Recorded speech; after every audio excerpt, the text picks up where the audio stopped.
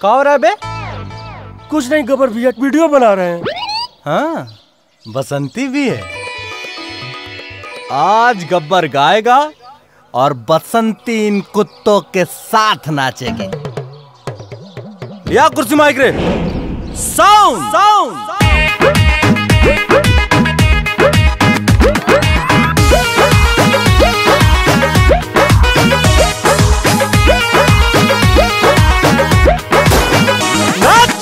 Shot के selfie लेवेलू फटाफट हो, पहनेलू टाइट फिटिंग टूटी शर्ट हो।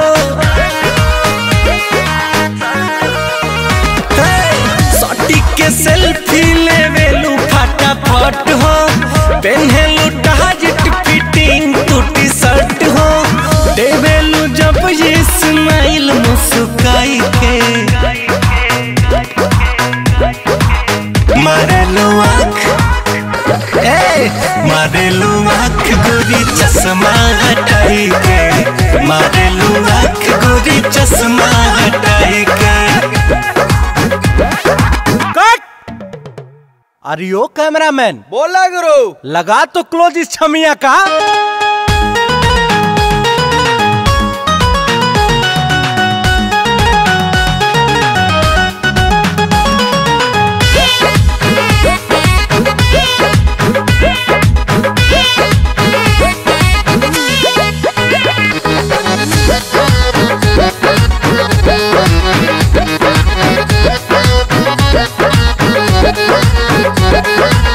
बाटे गजब के मुस्कान हो, लागे कि ले ली जान हो।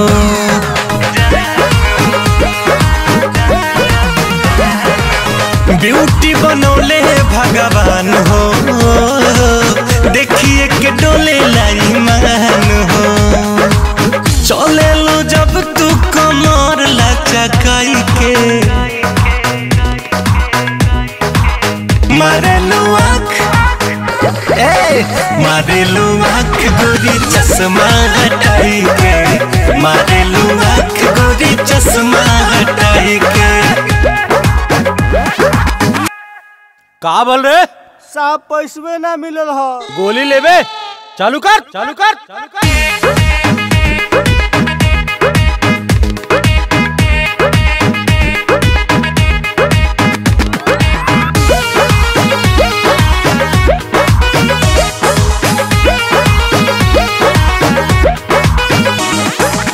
फीलिंग बढ़ाई के दिल में, डाल दिल बड़ो मुश्किल में।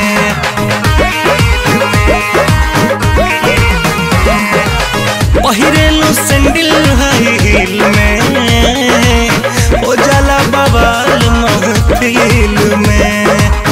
अरुण बिहारी रितेश के हंसाई के, मारेलू आँख, मारेलू आँख गोरी चश्मा हटाई के, मारेलू आँख गोरी चश्मा हटाई के। नाचत रही हसन। मारेलू आँख गोरी चश्मा हटाई के, मारे